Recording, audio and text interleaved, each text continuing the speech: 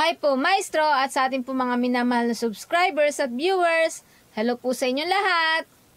Magandang umaga naman, Kordapya. At magandang araw po sa lahat ng mga tumatangkilik ng YouTube channel ni Maestro Honorio at sa mga tumatangkilik ng ating mga YouTube ay magandang araw po at maraming salamat.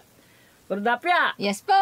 last week na ng September at susunod October. Opo. Magbabarangay election. Yes. Pagkatapos ay Halloween. Opo. Alam mo na, pag natapos ang Halloween, kung ano kasunod. Prediction.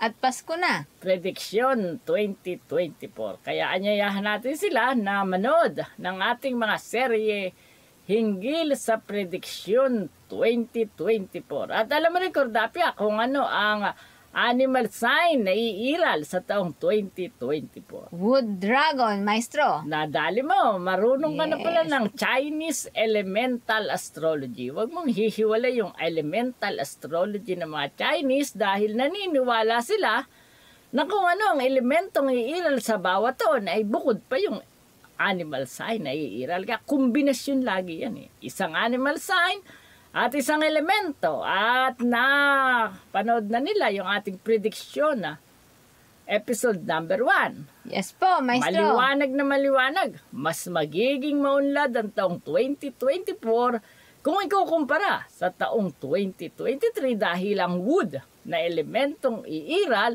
ay magbibigay ng tagsibol, berde, mga bunga at kasaganaan sa taong ito ng 2024. Pero bago yan at bago natin sila bigyan ng weekly horoscope Yes po. para sa last week ng September, ay basahin mo muna mga nagpapa-shoutout, Kordapya. Yes po. Shoutout po kay Mayet Tagabi ng Alberta, Canada. Christina Cruzat from Taiwan. Emmy Danao from Japan. At kay Maglelong Manabat Renita, Riyadh, Saudi Arabia. Hi po kay Rolando Tagiped from San Diego, California, USA. Hasmin Obina, Macau, China. Lynn Balmaceda from Saudi Arabia. At yung ating sukoy na laging sumusubaybay sa atin to. Yes po. Kordapya, Opo. si Reyes Joby from Kuwait. Opo. Hello din po kay Mary Grace from Malaysia. At siyempre, meron tayong mga taga-subaybay sa ating bansa. Yes sa po. local ay si Cecil Paragoso, Angeles City, Pampanga. Yes po. At hello din po kay Adeline and Mendoza family from Pangasinan. At itong sukin-suki natin, laging nanonood to. Yes po. At inilalagay niya rin tayo sa kanyang Facebook. Ay maganda, marami ang magsasubscribe at makakatuklas ng kanilang kapalaran na magiging gabay para sa pagtatagumpay at maligayang buhay. Maraming salamat at shout out kay Cory Katiis ng Bulacan, Bulacan. Hello po at hello din po sa ating lahat po ng mga minamahal na subscribers at viewers. Shoutout po sa inyong lahat. At dahil last week na ng September, bibigyan natin sila ng weekly horoscope. Ang libreng weekly horoscope na to ay matutuklasan ng ating mga taga-subaybay at subscriber ang kanilang kapalaran sa buong sanlinggo hinggil sa sex, pag-ibig, Opo. love life, salapi, negosyo, karir, travel, family, swerteng kulay, swerteng numero, at marami pang ibang swerteng darating sa inyo sa huling linggong ito ng buwan ng September. Kaya, nood na! Weekly Horoscope, September 24 to 30. At ngayon, Kordapya, basahin mo na ang zodiac sign na Aries. Yes, Maestro. Aries. Silang isinilang mula ika-21 ng Marso hanggang 19 ng Abril. Kailangang maging produktibo ka sa linggong ito upang ang magandang kapalaran ay masiglaring dumapo sa iyo. habang nagiging masigla ang buhay mo, hindi lang swerte at magagandang kapalaran ang darating sa buong isang linggong ito. Bagkus, pati na rin ang masayang pag-ibig at malaking bulto ng salapi, ang walang tigil na darating hanggang sa sumapit ang buwan ng Oktubre. Mapalad na kulay ang lilac. Maswerteng numero 1, 11, 29, 32, 40 at 43. Taurus, silang isinilang mula ika-20 ng Abril hanggang ika-20 ng Mayo. Sa huling linggong ito ng Setyembre, inuutusan ka ng nasa itaas na kumustahin mo ang isang tao na matagal mo nang hindi nakakausap. May magandang oportunidad siyang ibabalita sa iyo na pareho ninyong ikatutuwa at ikauunlad. Mapalad na kulay ang pink, maswerteng numero 3, 9, 24, 36, 42 at 44. Gemini, silang isinilang mula 21 ng Mayo hanggang 21 ng Hunyo. Huwag mong akalain na nawawala ang mga swerte mo.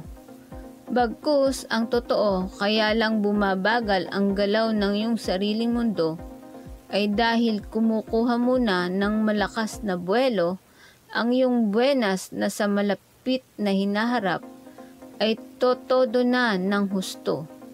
Kaya kumapit ka dahil pag todo ng husto ng iyong swerte, mayayanig sa tuwa at tagumpay ang buo mong pagkatao. Mapalad na kulay ang gray. Maswerteng numero 6, 18, 25, 27, 39 at 43. Cancer, silang isinilang mula ika-22 ng Hunyo hanggang ika-22 ng Hulyo. Hindi mo ba napapansin? Habang nag-aalinlangan ka sa iyong sarili, hindi ka tuloy makakilos ng swabing-swabe. Kaya ang payo ay kumilos ka ayon sa gusto mo. Dahil kung kikilos ka ng naaayon sa gusto ng iba, wala ding mangyayaring tagumpay at pag-unlad. Upang tuloy-tuloy kang swertihin at dadnan ng magandang kapalaran, magmatapang ka at kumilos ng kumilos. Mapalad na kulay ang green, maswerteng numero 7, 19, 25, 26, 35 at 43. Leo, silang isinilang mula ika-23 ng Hulyo hanggang 22 ng Agosto. Sa huling linggong ito ng buwan ng Setyembre, patuloy kang mangunguna sa lahat ng bagay at patuloy na aangat ang iyong kabuhayan. Kahit pa marami ang sayo ay naiinggit, wala silang magagawa kundi ang sayo ay ilihim na humanga. Dahil sa tuos nila, parang ikaw ay laging likas na swerte at talaga namang lubos na pinagpapala. Mapalad na kulay ang yellow, maswerteng numero 3, 12, 17, 27, 34 at 42. Virgo, silang isinilang mula ika-23 ng Agosto hanggang ika-22 ng Setyembre. Ito ang linggo na hindi ikaw ang pumili, kundi ang langit.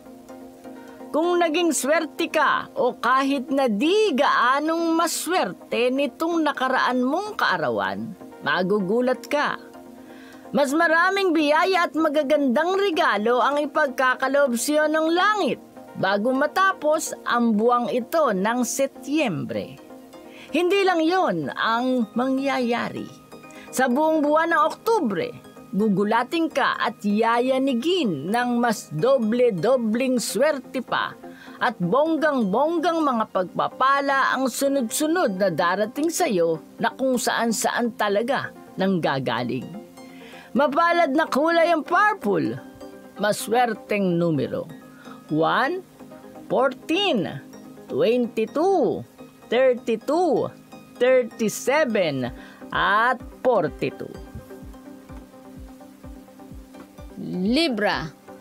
Silang isinilang mula 23 ng Setyembre hanggang 23 ng Oktubre. Sa linggong ito, habang papalapit na ang panahon ng Kapaskuhan, ang magbibigay sa iyo ng kakaibang sigla at buenas. Kaya sa panahong ito na mag-aamoy simoy Pasko ng kapaligiran at malapit na rin ang iyong kaarawan. Ang lahat ng mga bagay na matagal mo nang hinihiling ay isa siya nang magkakatotoo at ipagkakalob sa iyo ng langit nang walang kahirap-hirap. Mapalad na kulay ang maroon. Maswerteng numero 7, 19, 25, 34, 39, at 42. Scorpio.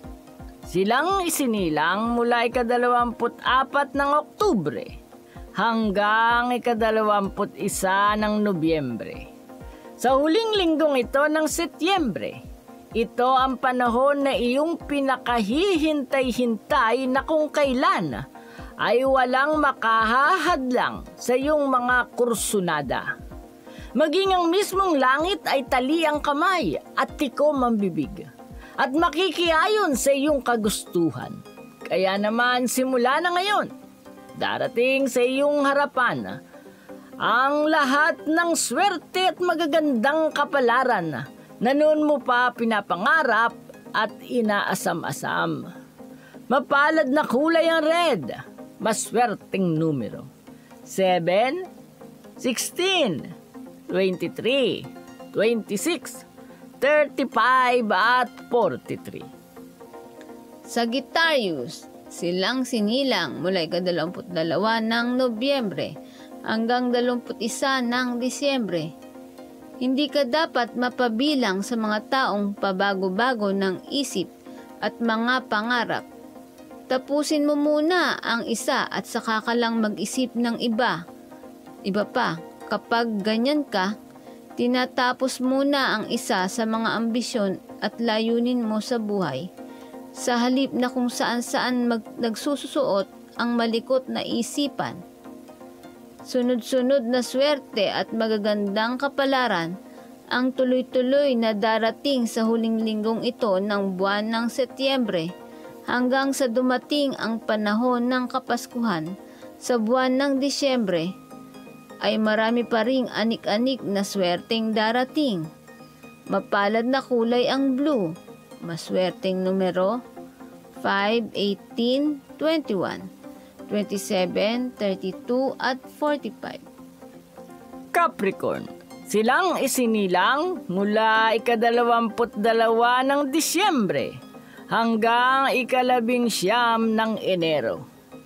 Huwag mong hanapin sa malayong lugar ang maganda mong kapalaran, sapagkat ibinabalita sa iyo ng araw na ito na ikaw mismo ang lalapitan ng swerte at magagandang kapalaran na magsisimula na ngayong huling linggong ito ng buwan ng Setyembre. Pero may kondisyon nga pala.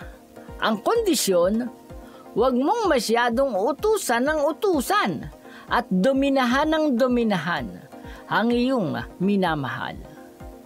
Mapalad na kulay ang violet, maswerteng numero 1, 10, 25, 34, 41, at 43. Aquarius. Silang isinilang mula ika-20 ng Enero hanggang 18 ng Pebrero. Sa linggong ito, inuutusan ka ng langit na magsaya at lalong mas maganda kung magsusuot ka ng masasayang kulay at mga magagarang mga alahas. Kapag nagawa mo yan, makikita mo, masaya ka at nakaalahas. Mas maraming swerte at magagandang kapalaran ang mag-uuna-unahang dumating sa iyong karanasan. Mapalad na kulay ang black. Maswerteng numero 9, 14, 23, 27, 37 at 45. Pisces, silang isinilang mula ika-19 ng Pebrero hanggang ika-20 ng Marso. Sinusubok muna ng kapalaran ang katatagan ng isang tao bago siya bigyan ng magagandang kapalaran. Ganon din ang mangyayari sa iyo sa linggong ito. Susubukan ka ng langit. At kapag nakatiis ka at nagtagumpay sa mga pagsubok, malalaki at dambuhalang premyo ang agad-agad na ipagkakaloob sa iyo na may kaugnayan sa damdamin at material na bagay. Mapalad na kulay ang aquamarine. Maswerteng numero 1, 10, 19, 27, 37 at 43. Maraming salamat po sa nanood ng YouTube video at sa mga nanonood ng YouTube channel ni Maestro Honorio. Maraming salamat po lalo na sa nanood ng Weekly Horoscope. At siyempre, lagi kayong mag-subscribe sa mga hindi pa nagsasubscribe dahil Karudapya.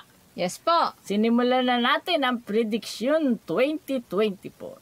Marami silang matututunan at malalaman hinggil sa kapalaran ng 12 animal sign. Kung ano ang mangyayari sa taong 2024 at matutuklasan din nila ang mga swerteng numero para sa specific na mga animal sign. At alam mo naman, Kordapya, sa Prediction 2024, kung ano ang iiral na animal sign. Yes po, Maestro. Yun po ay si Wood Dragon. Yan ang gusto ko sa iyo, Kordapya. Marunong ka nang mag-analisa ng kapalaran at dahil wood, ang elementong iiral sa 2024, magiging masagana tulad ng mga halaman at punong kahoy ang buhay ng bawat isa. Kaya mag-subscribe po kayo at panoorin nyo ang episode number 2 na, Kordapya, Yes ng po. Prediction 2024 ni Maestro Honorio. At susunod na mga episode, Kordapya, Opo. aanalisin natin ang specific na mangyayari sa bawat animal sign. Magsisimula tayo sa dragon, snake, hanggang makarating tayo sa rabbit. Yes po. Kaya kung di ka pa nagsasubscribe, mag-subscribe ka na. At syempre, Kordapya, para lalo silang swertehin, ay may dapat silang gawin. Yes po, patuloy lang po mag-subscribe, mag-share, mag-like at mag-comment po sa YouTube channel ni Maestro Honorio. At sa mga nagsasubscribe at sa magsasubscribe, Kordapya, panoorin nila ang ating mga playlist. Opo. Dahil sa ating playlist, meron tayo dyang punsoy tips. Opo. Meron din tayong pag-interpret ng mga panaginip. Opo. Meron din tayong playlist tungkol sa 12 horoscope o zodiac sign. Malalaman mo yung basic traits at basic na mangyayari sa kapalaran ng bawat zodiac sign mula Aries hanggang Pisces. Meron din tayong 40 natin, pag-aanalisa ng kapalaran. Siyempre, ginamitan natin ng numerology. Opo. Ginamitan din natin, bukod sa numerology, yung birthday, period number, destiny number. Ginamitan din natin ng zodiac sign, yung ruling planet. Basic astrology yan. At syempre, meron din tayong pag-aanalisa ng guhit ng palad. Yan yung palmistry. Kaya, pag wala kayong magawa, pasyalan nyo po ang ating napakaraming matututunan ninyo sa ating playlist. Meron din tayong handwriting and signature analysis. Kaya yun po, tandaan nyo lang po ang YouTube channel ni Maestro Honorio. At muli, magkita-kita tayo sa susunod na YouTube video para sa Weekly Horoscope. Salamat po!